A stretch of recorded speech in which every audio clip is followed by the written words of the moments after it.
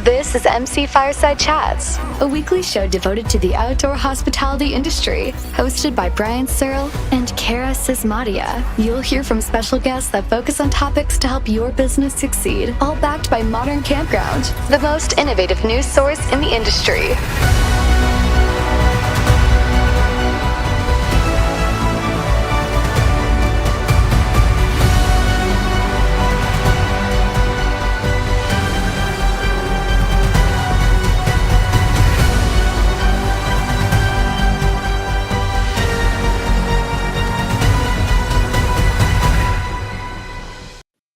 Welcome, everybody, to another episode of MC Fireside Chats. My name is Brian Searl with Insider Perks here, as always, with Cara Csizmadia from the Canadian Camping and RV Council. It's the fourth week of the month, which means we're focusing on the RV industry and outdoor recreation for everyone here.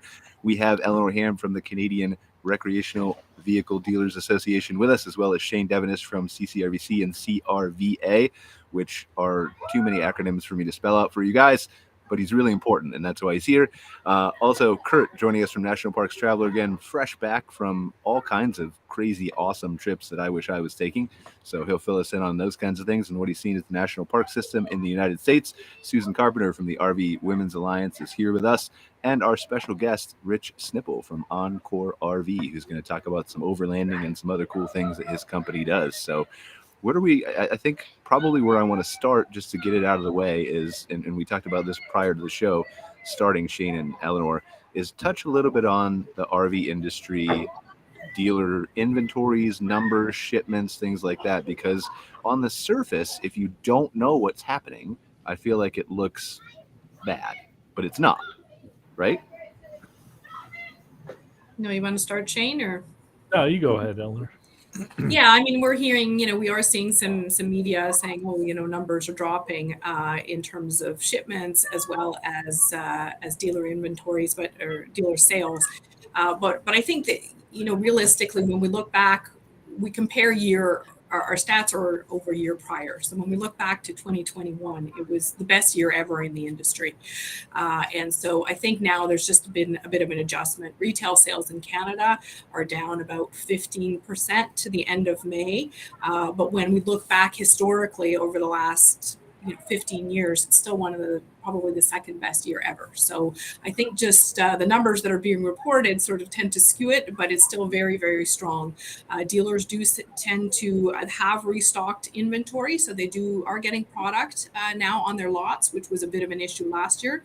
So I think ultimately it's a good time for the consumer because there is product out there that's available, and sales are still going strongly. Awesome. Shane, anything to add? Yeah. And I agree with everything Eleanor said. We're Canadian shipments are still over last year, and last year was a tremendous year. We're up nearly 100% over 2020. In the U.S., we're seeing the shipments numbers for sure go down, which is not necessarily a bad thing. I think it's best to have the shipment numbers align itself with as closely as possible with the retail numbers that we're seeing, because then you don't see a drastic buildup of inventory on dealers' lots, and it's always good to keep things current and the inventory turns there. So I'm pleased that not pleased, but I'm encouraged to see that the those numbers are going to line themselves. I did travel down to Elkhart on Monday, and I can tell you that going from Ontario down to Indiana, there were a considerable number of units that are coming back up north in commercial trucks. So they're on their way to be delivered to our lots. I think there's still some restocking. We're very much right in the middle of our selling season up here in Canada. So it's great to see, that the units are starting to, come up here again. So is there a sense that, and obviously this is good news, I think, from a, more inventory for dealers, more inventory for consumers, more choices, all those kinds of things.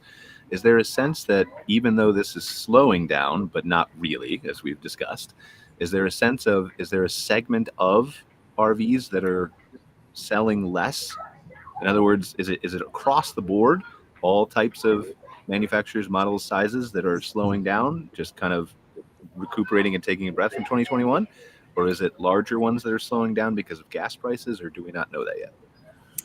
Well, from our side, when I'm just looking at my stats over here right now, everything seems to be down about the same in terms of, we said 15% nationally, and all RV trailers are 17, 19% for fifth wheels. One thing we're noticing is there was a huge surge in Class C motorhome sales. So that's interesting because that may be the rental fleets that are being restocked, right? It may not just be the consumers. So those units still get rented, which for us is a very positive because then it means that the rental industries, are seeing the tourism, the tourism coming in from international travel. People are coming back to participate in travel across Canada in their RVs. So that's a very encouraging number for us. But overall, it's pretty even across the board. Cara, have you seen similar things? I don't know if you've had a chance to chat with Alberta specifically about these. Yeah, no, we haven't seen, I think, recent numbers in Alberta, and Eleanor would have all of those if we had. But I think individually speaking with dealers that I have working relationships with, I think everything Shane and Eleanor are saying is being echoed there as well. They're still seeing sales and things are going well in dealerships right now, so that's good. I think they were playing a bit of catch up for a little while, and so it's good to see that really stressful portion of this is maybe they've got a bit of a breather happening on that front specifically, but I think moving units across the board, bringing them up was a priority, and it sounds like that's happening. So all the great things lining up perfectly, which is good. I agree. Good to hear. Okay, so a couple of quick housekeeping notes that I forgot to mention at the top of the show. One is I always forget to say that our show is sponsored this week by CampSpot. So if you're interested in a reservation system for your campground, they are a campground management platform that both staff and guests love. That's their quote. So I work with CampSpot closely. We have a lot of parks who use their software and things like that. So super happy to have them as a sponsor. And then they also have the CampSpot marketplace side too, right? Which is, as we talk about all these consumers buying RVs and having more choices in the lots and things like that, places like CampSpot's marketplace help them find a place to camp in, I think, just the U.S. now. But obviously they're going to expand to Canada. I'm almost certain of it. There are some parks in Canada listed on Marketplace, I'm quite sure. Are there? Okay. Mm-hmm. Okay, I could remember last time I looked. So anyway, CampSpot, thank you for being a sponsor of this episode. We are very appreciative of that. And then we'll see if we can get through this whole show. I want to talk to Kurt next about his trips to all the different national parks and what he's seen and stuff like that. If I happen to fade in and out and break, it'll be a better show. Cara will take over for me. It's like 40 degrees, which is why I'm sheltered under my hat and sunglasses. And for those of you in the U.S., it's about 100-ish. We're approaching it very quickly. So, Kurt, what's going on? Tell us about some of your cool trips that you've been taking and what you've seen at the national parks. I took off in late June for a 2-week adventure and went across Wyoming, through Nebraska, touched Iowa a bit, and came back through Kansas and Colorado into Wyoming, and then back to Utah. So it was quite the long trip. Along the way, I got to visit 4 different units in the national park system. And there's 2 things that I guess I'd like to address. One is I saw a lot of RV traffic on the highway. The gas prices hadn't jumped up too high at that point. I think I was paying between $4.23 and $4.79 a gallon. I saw a lot of fifth wheels, a lot of trailers out there. So that was pretty impressive. I went to 4 units of the park system that are not your name brand, household name brand parks. I went to Scotts Bluff National Monument in western Nebraska. I went to Tallgrass Prairie National Historical Park in southeastern Nebraska, and then down to Tallgrass Prairie National Preserve in Kansas, as well as Fort Larned National Historic Site in Kansas. And each one offers a little different flavor. Scotts Bluff is where the Oregon Trail went through. And it was kind of the end of the prairie, and here come the Rocky Mountains, and look out for that. Homestead National Historical Park is all about the Homesteading Act of 1863, where the federal government came and said, hey, if you can go out there and tame anywhere from 40 to 160 acres for 5 years and show that you've made it productive, you can have it for free. Tallgrass Prairie preserves a remnant of the tallgrass prairie that once swept across 170 million acres of North America, Canada, and the US. And then Fort Larned National Historic Site is a Civil War era fort. It's the best Civil War era fort preserved in the national park system. And it's really kind of interesting to see how the soldiers lived out there on the frontier. But what I came away with was, in addition to the RV traffic I saw out there on the highways, it didn't seem to be slowing down at all. But there's a real concern in the national park system, the National Park Service, that most of the visitors to the national parks are only going to 25 units. Last year, there was roughly 300 million visitors to the U.S. National Park System, and about 150 million, 150, went to just 25 parks, your Yellowstones, your Grand Canyons, your Yosemites, your Blue Ridge Parkways. And I sat in on a Zoom presentation yesterday, and the director of the National Park Service, Chuck Sams, was pondering about that and trying to figure out, why is that? And, one reason is that the National Park Service does not advertise these sites. Yep. But I can tell you in my travels, it was very reflective. There weren't a lot of people there. I had Fort Larned almost to myself. I had Tallgrass Prairie I shared probably with about 20 other people. Homestead National Historical Park, maybe 5 people. So on one hand, it's really kind of alarming. I mean, these are wonderful sites. They are poignant points in American history and in what they interpret. And people are just driving past them. And I'm not sure why that is exactly, if it's because the Park Service doesn't advertise them, if people don't care about it. It has What's to that? It has to be awareness. They just don't know what they're missing. Yeah. Possibly. The Traveler promotes these parks a lot. We try and promote every unit of the National Park System. Certainly, they're not in the news as much as Yellowstone because, frankly, Yellowstone has one of the better communications staffs in the park system. I think there are 12 units of the National Park System that have full-time communication staff, 12 out of 423. So that's part of the problem right there. The individual parks just don't have the staff to tell people what they're doing. Back in 2015, before the National Park Service's centennial in 2016, I had the opportunity to spend a good part of a day with the superintendent from Glacier National Park. And I said, the problem you guys have is you got all these great stories, but you don't have the staff to tell them.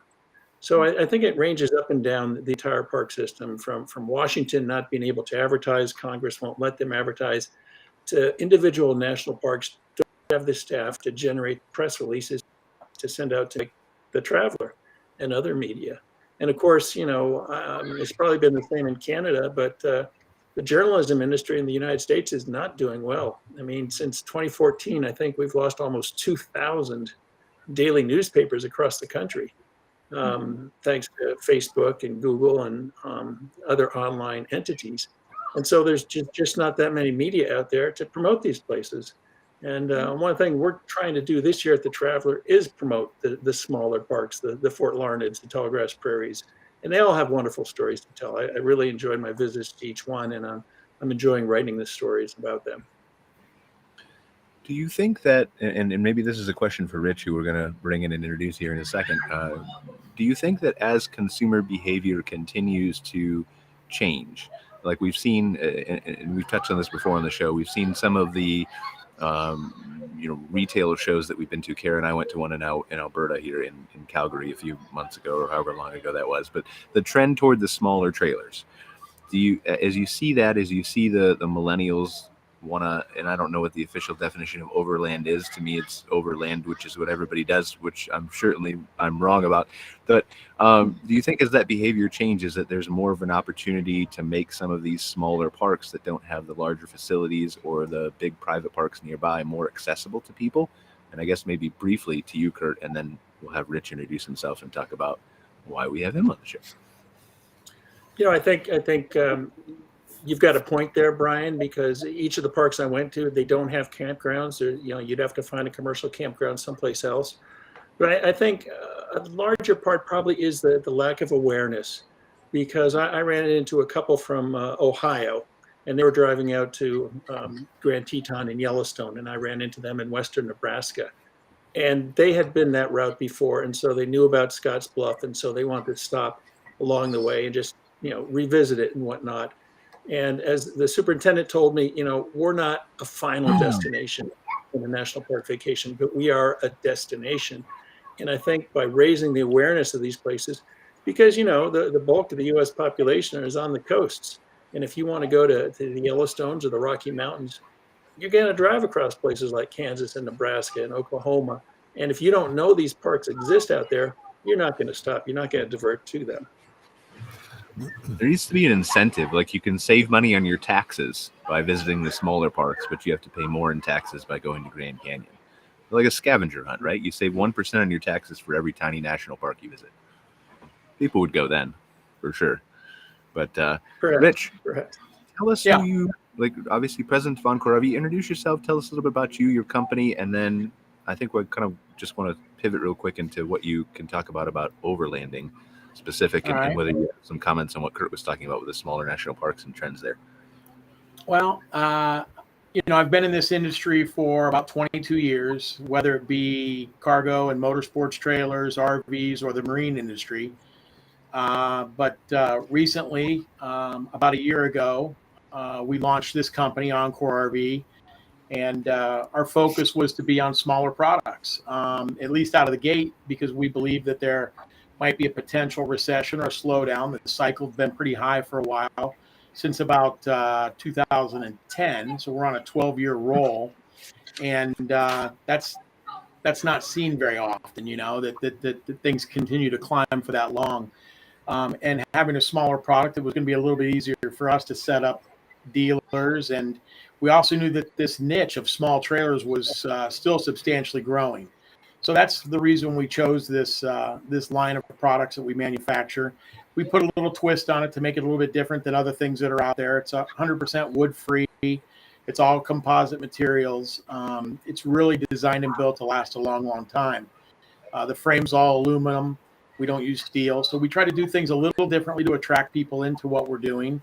And so far, it's been a pretty good run. It was a challenging time to start a business, naturally, with supply chain issues. And very early on, we were having some real employee issues, finding the right help that we needed. But it's turned pretty well, and things are going very well for us. But that, in a nutshell, is what my background kind of is. Awesome. So tell us, and I know when we scheduled you for the show, I had some stats pulled up in front of me here from KOA's 2022 North American Camping Report. I'm just kind of skimming them right now back here on my laptop. It says 27% of campers took an overlanding trip for the first time in 2021, and 46% of all campers want to try overlanding this year. So I guess my first question is for those of people like me who have never owned an RV, because I can't afford one, and also I like lakes and cabins too, but we won't go there. But anyway, for those of us who aren't completely familiar with that term, what does overlanding mean to you or to the industry, Rich? Well, I mean, there's a lot of people have their own view of it, but for me, it's that guy that is getting out, trying to get off grid. He's got a vehicle and or a trailer. A lot of times it's just a vehicle that's overlanding with a rooftop tent, or sometimes even tent camping out of it. But they're kind of not going to the state parks or the federal parks. They're going off into, it can be often government-owned land, but they don't want to be in a campground with 50 other campers or 100 other campers. They're looking to get off and do their own thing and see the true wilderness that's out there. And for them, a lot of the times, there's two types of people. There's the guy that builds up the rig, the nice trailer, the Jeep that he's going to pull with, or whatever it might be. And, each of those, the things that they buy, they'll add on another $10 or $20 or $30,000 or more worth of accessories. That's a big thing that we see. And they may or may not ever really take it off road. They might just be on a fire road or on gravel or dirt, but they're not going rock crawling with it, so to speak, which a lot of people think overlanding would be, but it's actually probably not, even though it falls into that category as well.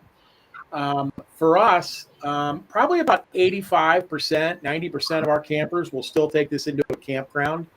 And we plan for that. That's why we have a microwave and you know, an air conditioner, things that you would more need to do with either shore power or a generator. Even a good solar package with lithium batteries would have a tough time really powering an air conditioner the way most people would use it. A microwave is fairly easy to work, though. But the other thing that we're finding is the ages. It's all over the place. Well, I initially thought we would sell to a much younger crowd.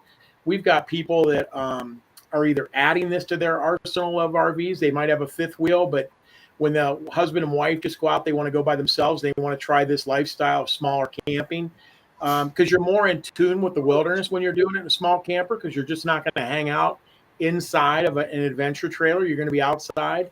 And when you show up somewhere in a fifth wheel, you've got all the conveniences of home. So this buyer's trying to look away from that a little bit and just explore nature a little bit more. But our buyer's been up and down all over from late 20s up to 65 years old, which is very surprising for me. And we do have a fair amount of first-time buyers as well, which is kind of nice. And what's beautiful about this is you typically don't need a specialty tow vehicle. You're not going to have to go out and buy a 3/4 ton or a 1-ton pickup. You're not dealing with a lot of tongue weight. You've got a small vehicle that tows relatively easily behind a small SUV or a larger car. A Subaru can pull most of what we build. And, you know, that's what's also appealing. You don't have that investment of a tow vehicle. We're looking at it right now. I just shared where you were talking. So yeah, it looks. And so here's the thing. I think there's and you tell me if I'm wrong. Is there an opportunity here? We've talked about national parks and some of the underserved parks that we want to kind of encourage people to visit, or really, Kurt is helping us do through National Parks Traveler and things like that. And obviously, we need other mediums to help do that as well. It can't just be Kurt. But are there opportunities for manufacturers like you who manufacture these small trailers? And yes, I understand there's an appeal for BLM land and to get disconnected and things like that. But for the parks that don't have campgrounds, that you could theoretically go park on BLM land that's near perhaps one of these parks, or is there any kind of cross promotion that could be done here between manufacturers to help maybe drive traffic to some of these lesser known disconnected places from your perspective, Rich? I believe if there was an opportunity to, I guess if we had some way to put it on our website easily, where people could research and find places to camp that are along those lines, they would do that very quickly, would want to. And I can give you an idea. When I go look at a campground that I'm going to go to, I have no idea how nice it is or how much privacy you have, or you stack on top of people. What is it really like? And the last one I visited was up in northern Michigan, up near Traverse Bay. It was an unbelievable park. I really liked it. They were friendly. It was very clean. I think campgrounds have come a long way from what a lot of people probably they are. All the amenities were kept very, very nice, and there was a lot to do. It was right along Grand Traverse Bay. There were lots of trails to hike, a lot of opportunities for kayaking and bicycling, and we really enjoyed it. But the new buyer that's not done this before, it is exactly right that they don't know where they can go camping. They have this grandiose idea that they're going to go on to BLM land and be away from everybody, and we're going to see a grizzly or something. Which, by the way, our trailers are grizzly proof. And proof? Do you really want to say proof or just resistant? I would say proof. They're not getting into our stuff. Oh, we actually That's call an invitation for somebody to hire a grizzly bear and attempt to get into your trailer. Put something appetizing inside of it. Yeah. I believe that if people had a way of understanding and knowing where they could go, and it was more visual, so that when they see the campground, they could, yes, this is what I'm looking to do. They would go do that. But when you just look one up, you don't really know what it's like until you visit it. I mean, you can read some Yelp reviews or Google reviews and stuff and see a couple pictures here or there. But it's like the one we went to, I didn't think it was going to be quite as nice as it was. My expectations were lower, but it exceeded them. So I would just encourage people to get out and hit a couple couple places, especially if you're new. I think you're best to start your camping in a campground that's close by, so you get a feel for what you should be bringing along, and you're always going to find the 10 items you don't need to bring. It's that's kind of part of the fun, though, you know. And a lot of our customers, they love that rigging aspect. You know, they are constantly, continually upgrading and modifying. That's what's great about the owners groups. I'm adding hot water because we don't have hot water. I mean, my small trailer's actually got 43 gallons of fresh water, but no hot water. So you use a portable hot water heater. How are you attaching things to the roof, things like that? And, you know, these groups are where people learn so much more about the product and how to camp and what to expect. But I 100% agree with you guys. If there was more of a way to get the word out as to some of these areas where people could go camping, it's probably exactly what they envision, but they just don't know about it. I think it would help tremendously. Hey, Brian, can I jump in here? Yeah, I was going to ask you, so go ahead. Yep. Yeah. Well, first I was kind of concerned about, 65-year-old is the upper limit. I mean, I'm almost 66. I think I'd check it out, Rich. On our trip over to Rocky Mountain the other day, we went through a national forest, and we had my buddy's pickup with a camper on it. And we just went up a forest road. We saw this little road dart off to the side. We drove up at about 100 yards and camped. I'm not so sure you could pull a trailer up there because you don't know if there's going to be space to turn around. And so that's something you got to, I don't know how you investigate that, Rich, beforehand. Obviously, if you have an opportunity to scout it out, that's one thing. But, Brian, going back to a couple of shows ago, I think we were talking about campgrounds in the national park system and campgrounds in general, and the Park Service's efforts to try and envision a 21st century campground. I was in Rocky Mountain, as I mentioned, and we saw a Forest Service campground right next to the national park. I mean, the border was right there together. And they were shoehorned in there.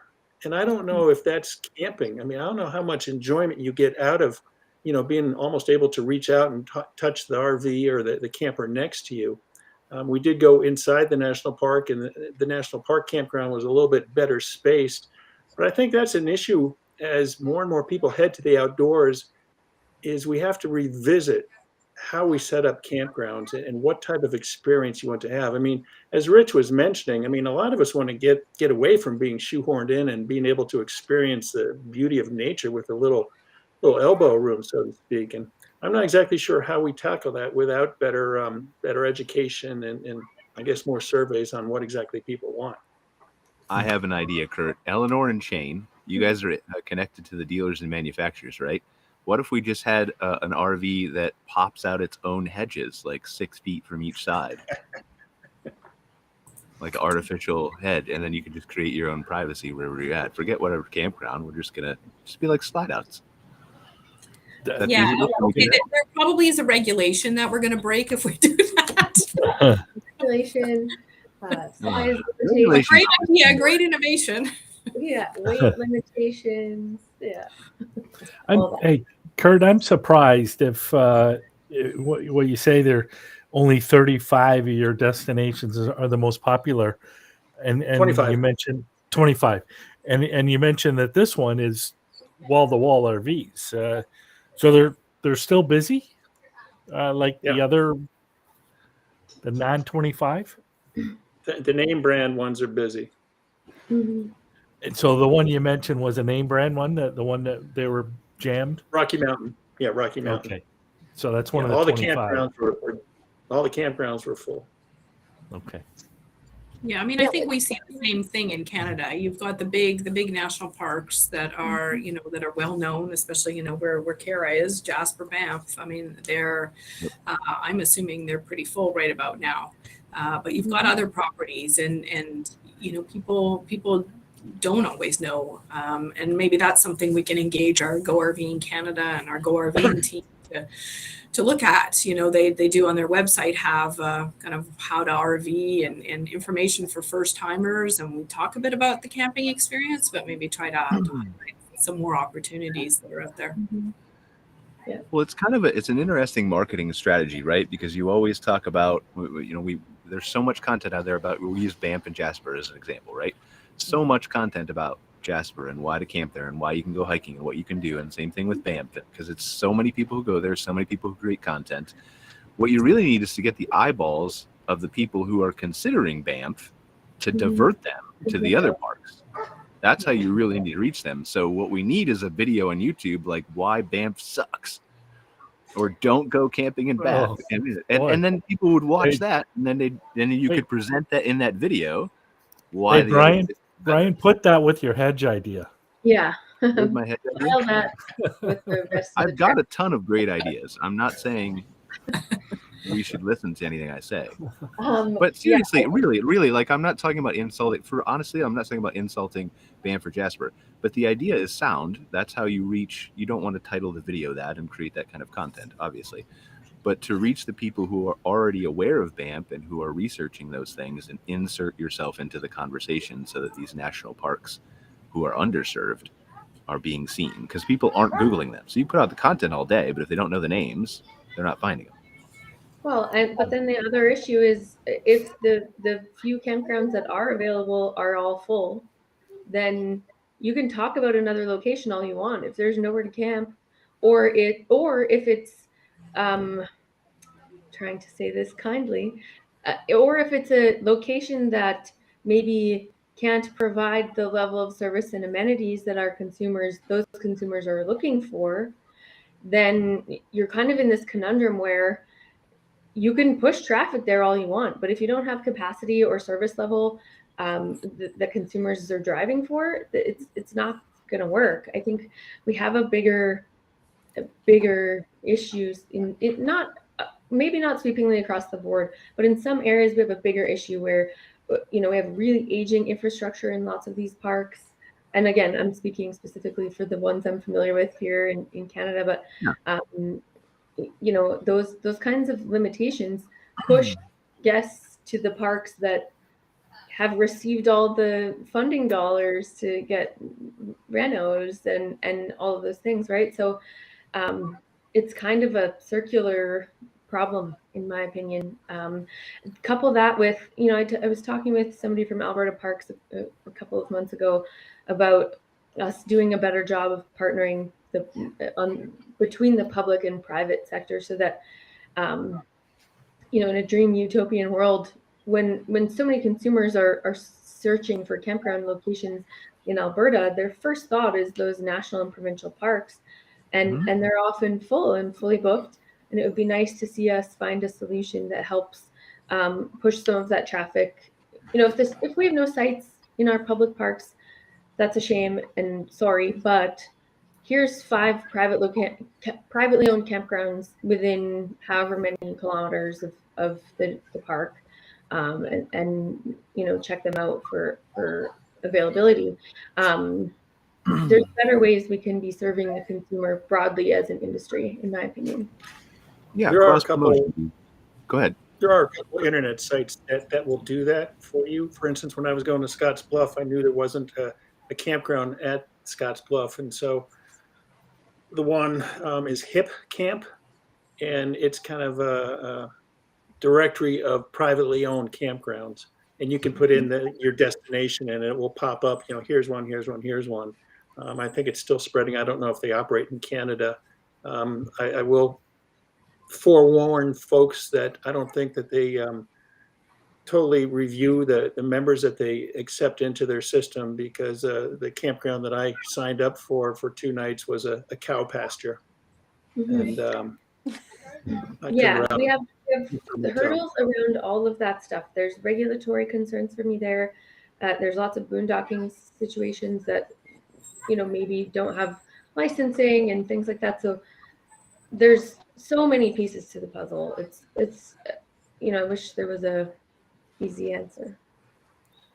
Well, no, and we know there's not, but that's why I think kind of it's good to have these conversations so we can start to tackle this piece by piece. And we've talked about that on previous shows, specific to Kurt. I know he came out with that brand new guide that kind of tries to bridge the gap, but ways to cross promote private public infrastructure, overflow, where to send those kinds of places. And so I think the more conversations we have with each other who are the stakeholders who can drive these conversations, the better we can kind of figure out, well, this is step 1, 2, 3, 4, 5, and on and on and on.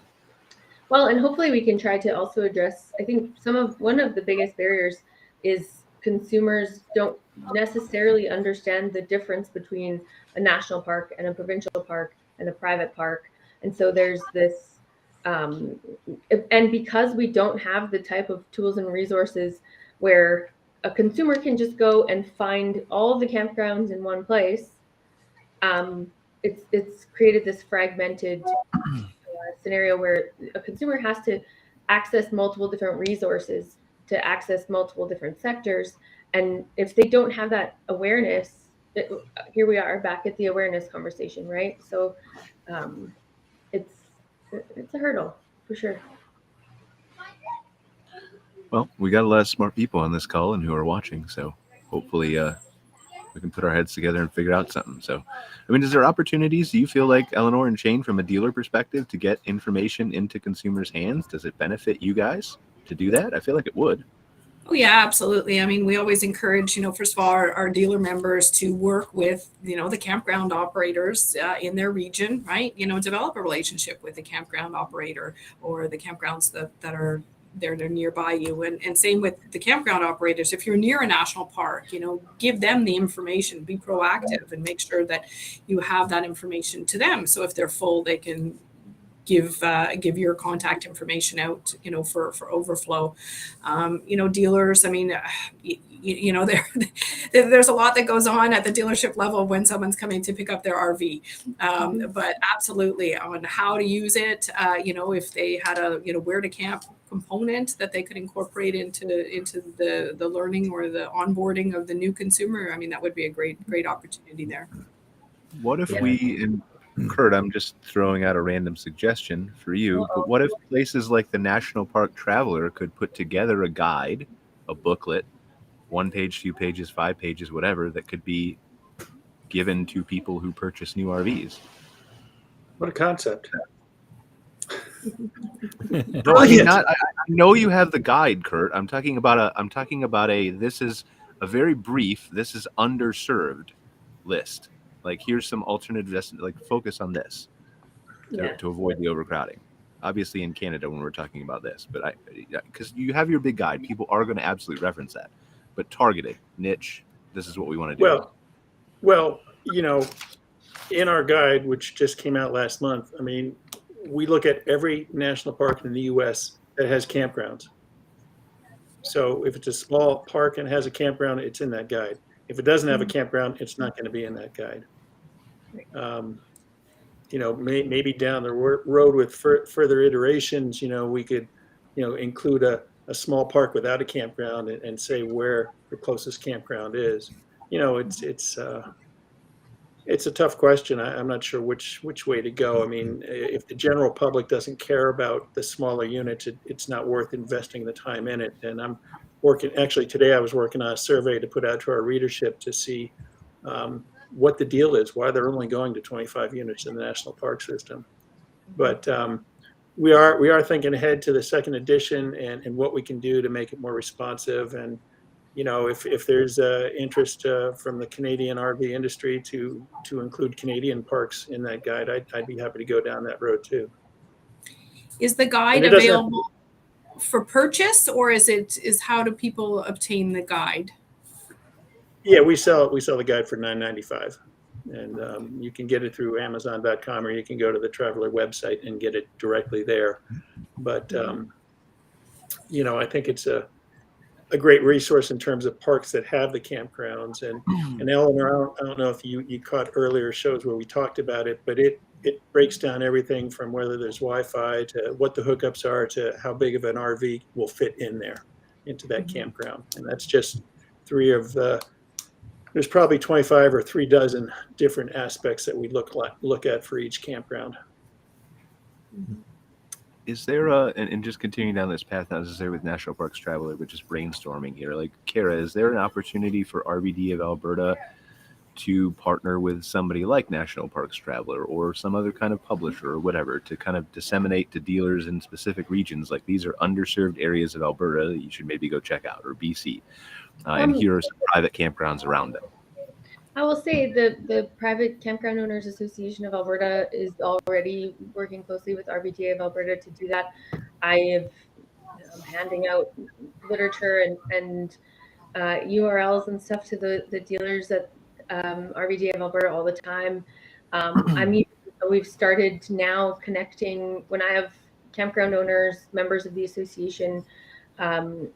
I've reached out to them and let them know that if they have availabilities that they're struggling to fill, whether it's seasonal or short term, if they send me that information, I'm now disseminating that out to dealers as well.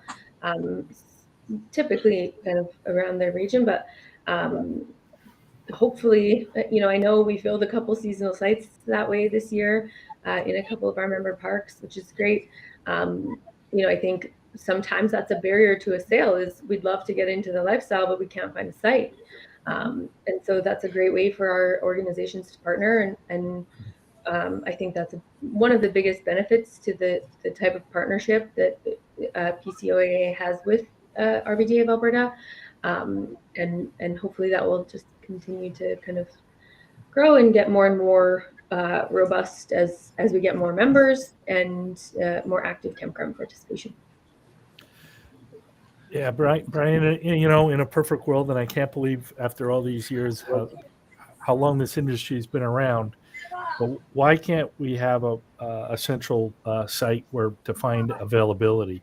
Right now, if you want to find a site, you got to call 20 or 30 individual campgrounds, and it's very frustrating. And I would love to see how somehow the industry can get a booking.com or something that can talk to everybody. And I want an availability near Sudbury, Ontario, and it gives me this park, and this park, and somehow I'd love for us to get there.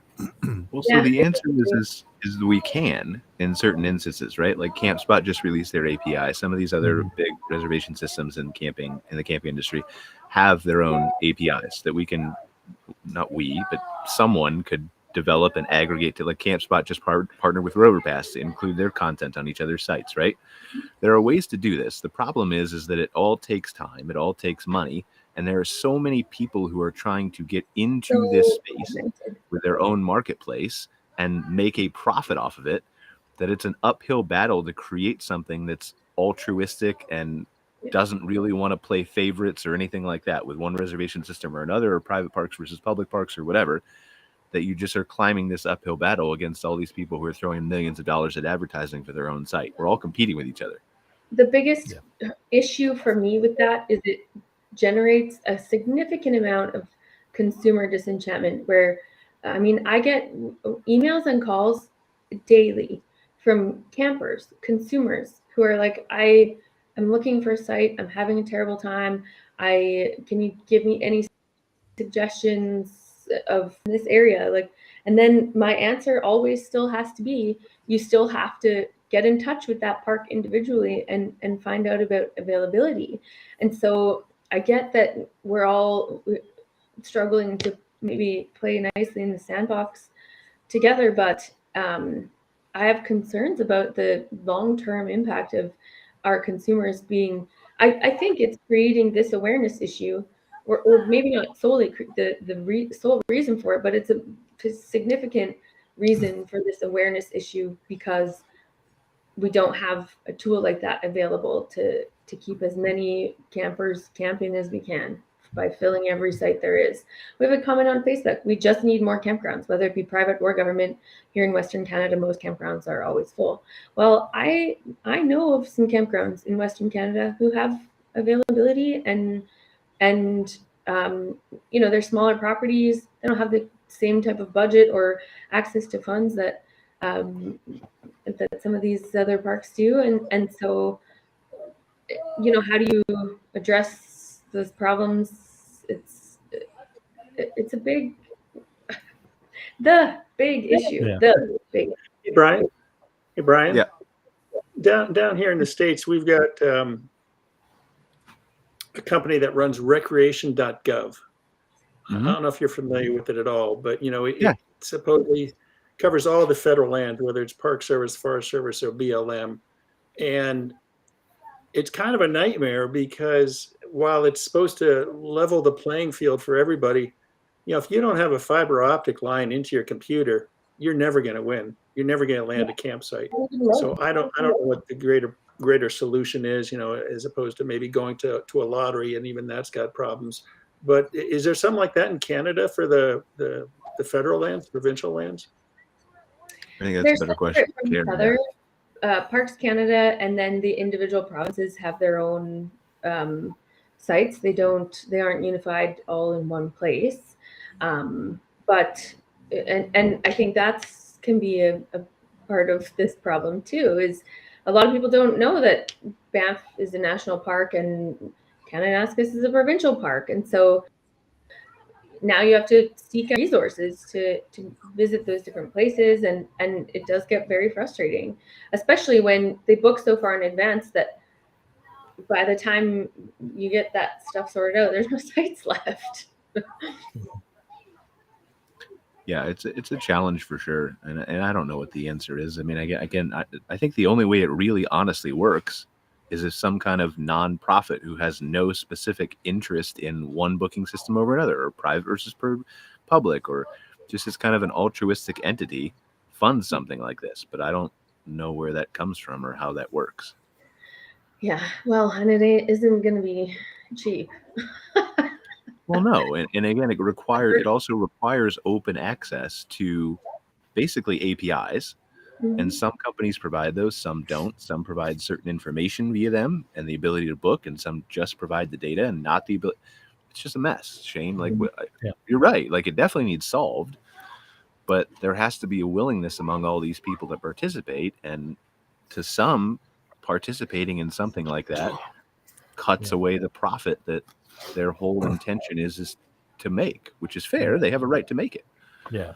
Yeah. And I echo Cara's sentiment about frustration from campers, and it's something that we need to address as an industry. It's a lot, especially all these new people are getting into it.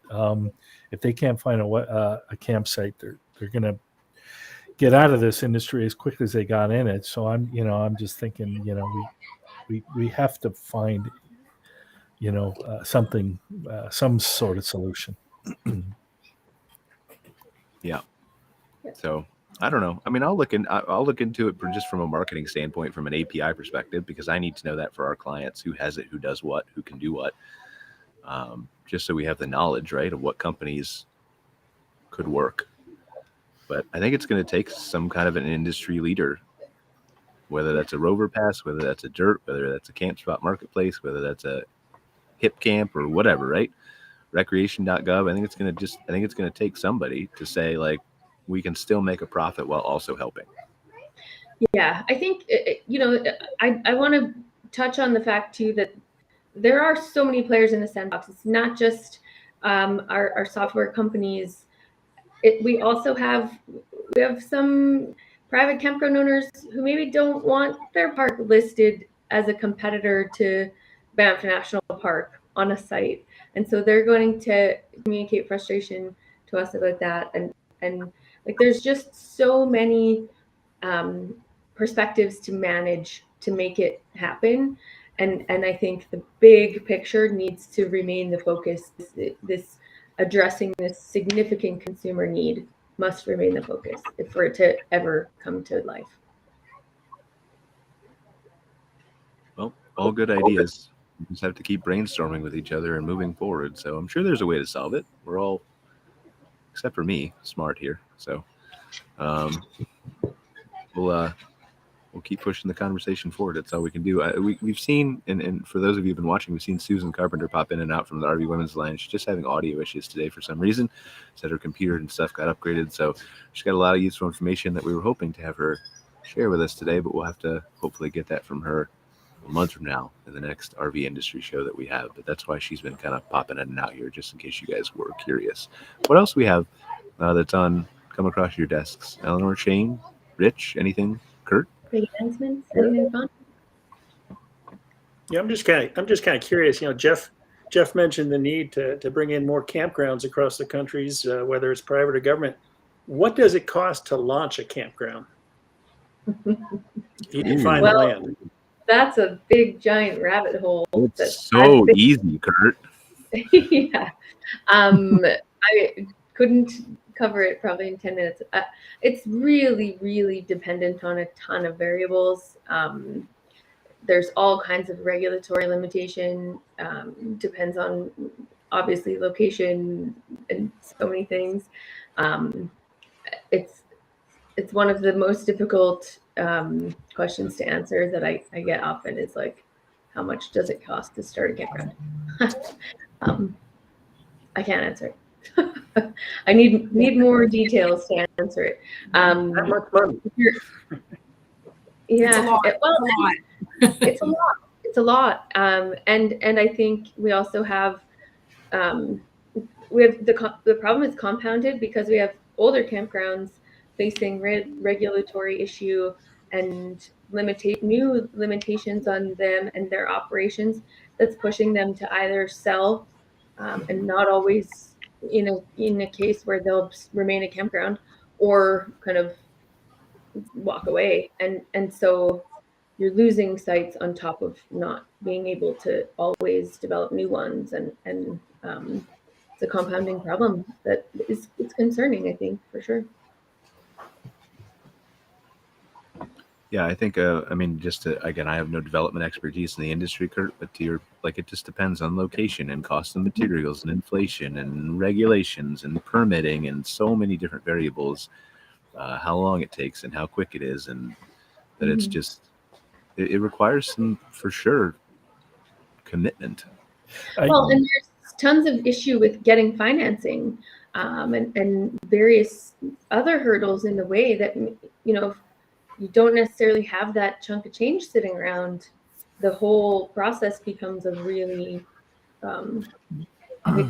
So I was just looking. I knew I saw a slide somewhere. So I was in Elkhart at a breakfast, and according to KOA, adding a new build campground is between $45,000 and $55,000 a site, per and site. and adding sites to an existing campground is between $17,000 and $18,000 a site. Yeah, those seem like good assessments to me. In my experience, I mean, the last campground development I personally did was in, oh my gosh, it was 10 years ago. And I added 30 sites and it cost me $150,000. So, I mean, I think there's a lot of variables at play, and that was 10 years ago. It's definitely more than that now. And it's the problem is, these communities and municipality and their councils don't see the benefit. They hear from homeowners who are arguing on one side, but they don't think about the economic impact of adding a new campground in their community. And that's something that our industry has been trying to help with it, to give those figures, because it is a significant footprint economically for any municipality adding a new campground. They just Can I? Yeah. Sorry, go ahead. Finish your thought, Shane. Sorry. No, it's just it's an ongoing process to communicate that. Can I ask, and maybe Cara, you know the answer to this, or Shane, or anybody else, but of that $45,000 to $55,000 per site, what is the biggest chunk of that cost? Is it materials? Is it concrete? Is it laying all the stuff underneath it? Yeah, for me personally, it was excavation cost, it was machine rental, it was labor, but certainly, electrical components, pedestals. I had to add a power transformer, all of the water infrastructure. I mean, that stuff adds up real quick. But top cost for sure was excavation and labor. And I'll bet you they're including all the, before you even put a shovel in the ground, costs. Yeah, the MOE studies, the permits, the lawyers, all that stuff. Yes. That averaged over the cost of the offices, the shower houses, and all that. I was at that same power breakfast, and I thought 55,000 sounded high, but when you averaged in everything that's at that park over all the spots, that's about what it was. I think they may have even included, it might be on an average of a 75 or 100 spot campground. I can't recall, but they talked a lot about the shortages because you've got so many new campers that came into this when they couldn't travel and go to hotels and fly. People still were going to recreate, and they needed to do it where they felt safe with just their own family. So camping was one of the quick things that people thought about. I mean, you couldn't buy a camper for a while. You couldn't get a kayak or a bicycle. Everything was sold out that you might possibly do during a pandemic when you had to stick around your family only. When you bring in all these new owners, they need places to go, at least until they figure out where they can go that's not crowded. But we discovered that same thing you were saying earlier. It's you call and they might tell you, we only have 2 weekends this year left where you can kind of fit yourself in. And we were going with a group of people, so it was even tougher to find campgrounds that were, spots next to each other, which we were fortunate to do. But it is probably one of the biggest things, because when you go buy a big camper, a travel trailer, a fifth wheel, and you can't find a place to use it other than a Walmart parking lot, you're not going to keep it very long. Yeah. When you buy a small camper like mine, if you can't get in, you'll probably find another place to go, and you can use it still. So again, another little benefit of small campers and these overland style camping is they can kind of go almost anywhere. But there's definitely I don't know if I want to use the word a loss of interest by people to put up campgrounds because they typically are, you don't make a ton of money. It can be good, stable money, particularly right now, but it's a big commitment. Just like if you owned a bed and breakfast, you need to be there. And you're committing your weekends and oftentimes your weeks to being there to be able to take care of your guests that are there. And that makes it kind of a challenge to find people that would be interested in doing those types of opening those types of businesses. And only thankfully for organizations like KOA that promote that type of stuff and help people find ways to afford to open up a campground or help them to get started to do it. Mm-hmm. Yeah, no, I agree, especially in an environment where it's so costly, it's so expensive, it's very difficult to get financing. It's a big undertaking. It's definitely a lifestyle that not everyone's capable of. Well, and financing is getting harder. Well, not harder, but more expensive now. So Expensive. Right now it is. Yeah. Mm-hmm. Money used to feel pretty free, and it's not anymore. To borrow it, it's escalating, and will probably continue to for a little while here. Yeah, agreed. we just need an army of like 6-year-olds with little bulldozer toys to excavate and save some costs for people. Yeah. We can think of all kinds of creative ways to save expansions, Cara. I probably shouldn't say this live on a podcast, but my son just learned how to operate the excavator and is going to be put to work on his dad's campground here too. So there's some innovators out there copying your ideas, Brian. Is that a real excavator, or is that one of the toy ones that? No, a real one. Like, real one. Yeah, I feel great about it. I mean, I would have been all over that when I was a kid. Like, because that's how I was entertained when I was a kid. I didn't have all the electronic stuff. They just said, go out into the backyard and dig a hole. I was thrilled. So yeah, he's digging holes. Oof. Yeah. We just got to get the kids back interested in digging holes. And I feel like there's probably a regulation or something that stops us from really doing that. But I was just going to say, yeah. Not safety compliance rated. Pesky regulations are always getting in the way. But okay. Any final thoughts that we have here before we wrap up the show? No, it was a great show. I appreciate the invite again, Brian. Yeah, it's awesome. Yeah, thank you very much for having us on. Thanks Awesome. for joining Well, us. thank you guys. Really appreciate you joining us for another episode of MC Fireside Chats. Next week is the first week of the August month, and so we're going to have our open discussion here with a few of our regular recurring guests. Looking forward to that. Always kind of don't know what we're going to talk about until we start the show, but I'm sure it will be interesting. So excited to have all those guys back with us. We want to thank our sponsor again for this episode, which is Camp Spot. We're really appreciative of them for sponsoring this episode. Again, if you're looking for a reservation system for your campground, or if you're a consumer talking about RVs, purchasing, dealers, things like that, be sure to check out CampSpot's marketplace as well.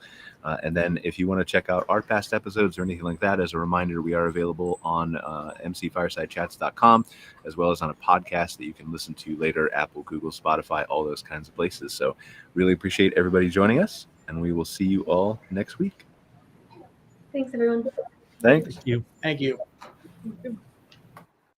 Thanks for watching this episode of MC Fireside Chats, hosted by Brian Searl and Cara Csizmadia. Have a suggestion for a future show, or want to see your campground or company as part of an episode?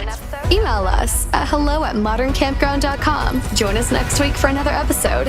And don't miss the latest outdoor hospitality news and commentary from around the world at moderncampground.com.